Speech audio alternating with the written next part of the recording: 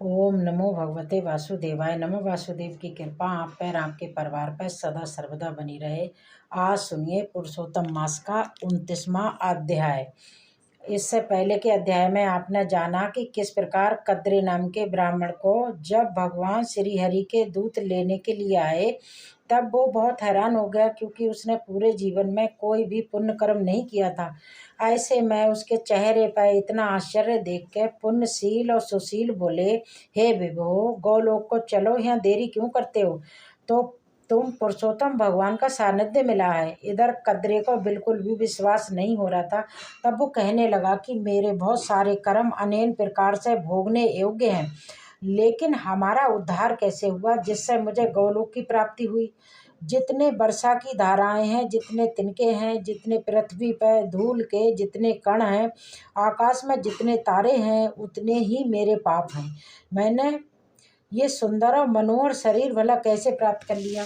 हे हरि भगवान के प्रिय, इसका अति उग्र कार्य मुझसे कहिए। श्री नारायण बोले। कद्रे के इस प्रकार वचनों को सुनकर हरि के दूत कहने लगे, अहो, आश्चर्य है हे देव, आपने इस पद की प्राप्ति का कारण महासाधन भला कैसे नहीं जाना? हे प्रभु, सबसे उत्तम उत्तम श्री हरि का पुण्य फल को देने वाला पुरुषोत्तम मास नाम तुमने क्यों नहीं जाना? उस पुरुषोत्तम मास में देवताओं से भी ना होने वाला तप तो तुमने किया है। हे महाराज, वन में वानर शरीर से अज्ञान में अर्थात अनजाने में आपसे वो कठिन तप हो गया है। मुख रोग के कारण अज्ञान से व्रत भी करा है, और तुमने बंदर पने की चंचलता बस वृक्ष से फलों को तोड़ के पृथ्वी पे फेंका। उन फलों से दूसरे मनुष्य तृप्त हो गए। अंतःकरण में विशेष दुख होने से पानी भी तुमने नहीं पिया। इस तरह श्री पुरुषोत्तम मास में अज्ञानवश तुमसे बहुत कठिन तपस्या हो गई है। हे अनग, फलों के फेंकने से परोपकार भी तुमने कर लिया। वन में घूमते घूमते शीत वायु घाम को भी तुमने सहन किया, और श्रेष्ठ तीर्थ में सुंत महातीर्थ में 5 दिन गोता भी लगाया, जिससे श्री पुरुषोत्तम मास में तुम्हें स्नान का पुण्य भी प्राप्त हो गया। इस प्रकार तुम्हारे रोगी के अज्ञान से तुमने उत्तम कठिन तप कर लिया, सो ये सब सफल हुआ। और तुमने इस समय अनुभव किया जब बिना समझे पुरुषोत्तम मार्ग के सेवन हो जाने से तुम्हें ये फल मिला है। तो सोचो, मनुष्य इस पुरुषोत्तम मार्ग के उत्तम महात्म को जान के अगर श्रद्धा से विधि पूर्वक कर्म करे तो फिर उसके पुण्य का तो कोई कहना ही क्या है। तुमने अपना जो अर्थ साधन किया वैसा करने में भला कौन समर्थ है? पुरुषोत्तम भगवान को और कोई वस्तु संतुष्ट करने वाली नहीं होती है। इस भरत खंड में अति दुर्लभ मनुष्य योनि में जन्म लेके जो पुरुषोत्तम भगवान की सेवा करते हैं, जिस पुरुषोत्तम मास में एक भी उपास को करने से मनुष्य पाप पुण्य से छूट जाता है, वहाँ तो तुमने महीनों इस उपास किया है, और सुगर तपस्या का फल तुम्हें भला कहाँ जाएगा? इस मास के समान व्रत प्राणी धन और कृत्य हैं। वे सदा भाग्यवान पुण्य कर्म को करने वाले पवित्र हैं, उसका जन्म सफल है। जिनका समय उत्तम पुरुषोत्तम मास स्नान दान जप से भी बीता हो। श्री पुरुषोत्तम मास में दान अनेक प्रकार के तप, ये सब अन्य मास के कोटि गुना अधिक फल देने वाले हैं। जो पुरुषोत्तम मास के आने पर स्नान दान से रहित रहता है, स्नान दान नहीं करता, पुण्य कर्म नहीं करता, उस नास्तिक पापी उसको धिक्कार है। श्री नारायण बोले, पुण्यशील और सुशील से वर्णित अपने अनजाने में भय कर्मों को सुनकर चकित होता हुआ कदरे प्रसन्न होकर रोमांचित हो आया।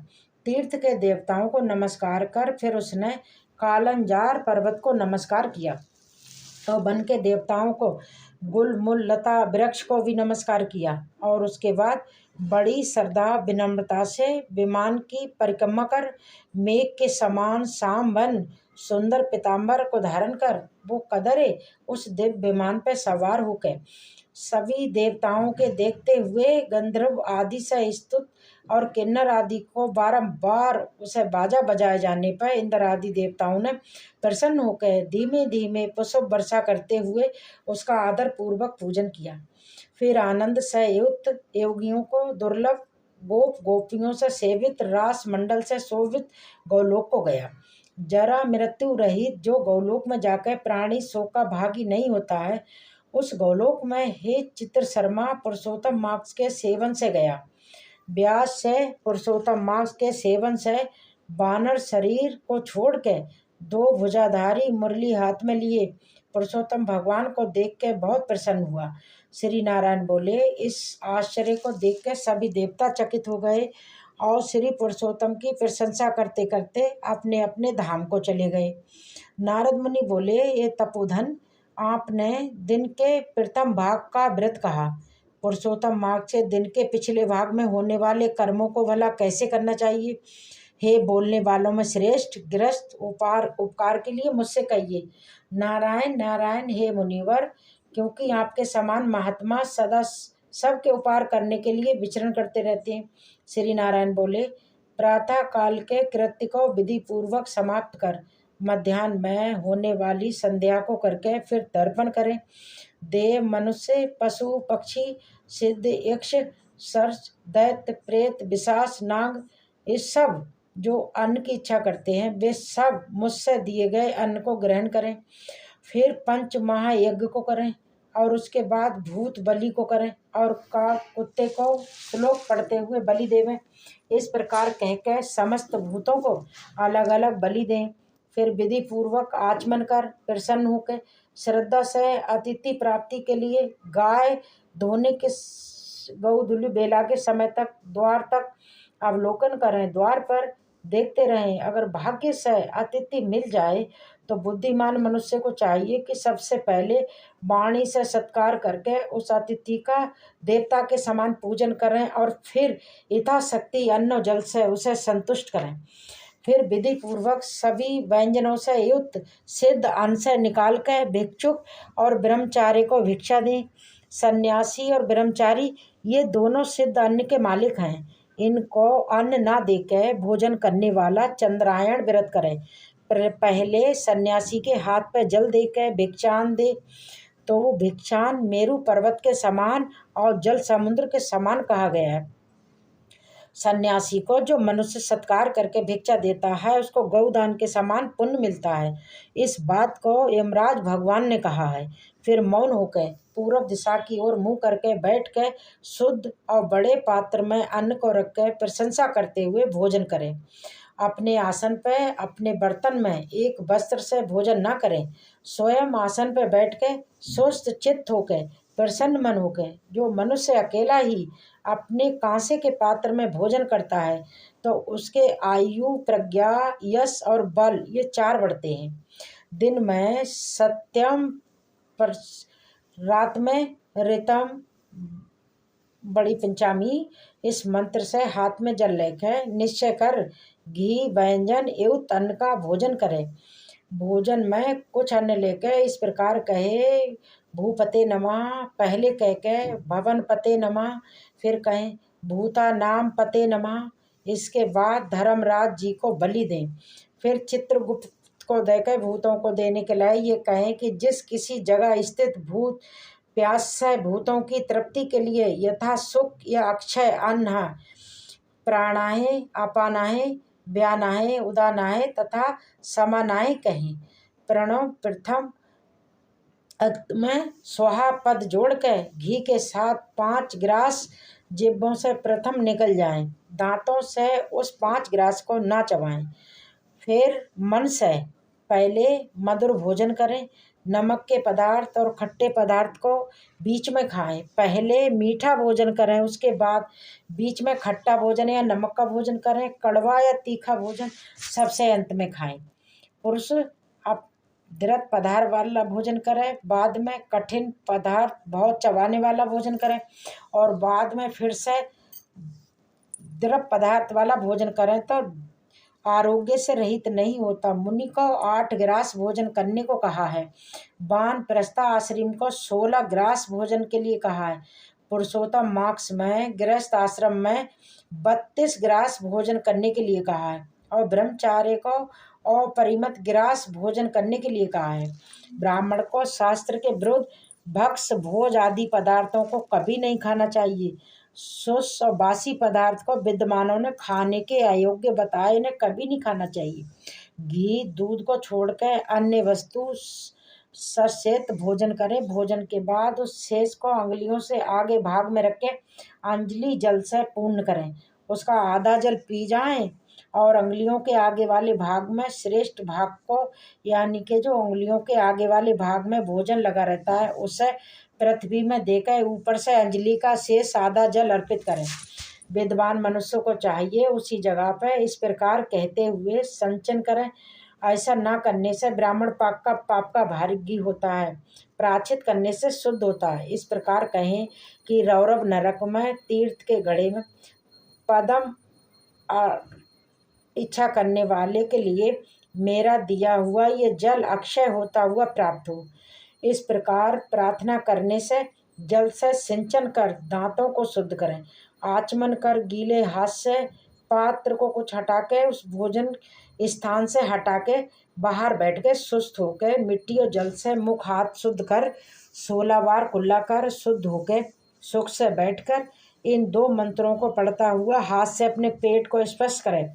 अगस्त्यम कुंभकर्ण आहार परिपाक स्मृद्धि धीमम जप अचम आतापि मारितो ये समुद्रा शोषितो ये मिसा में अगस्त अर्थात अगस्त कुंभकर्ण शनि बड़वानल और पंचम भीम को आहार के परिपात के लिए सुमरन करें, जिसमें आपको और वातापी को भी मार डाला, समुद्र का शोषण किया, वो अगस्त जी मेरे ऊपर प्रसन्न हो।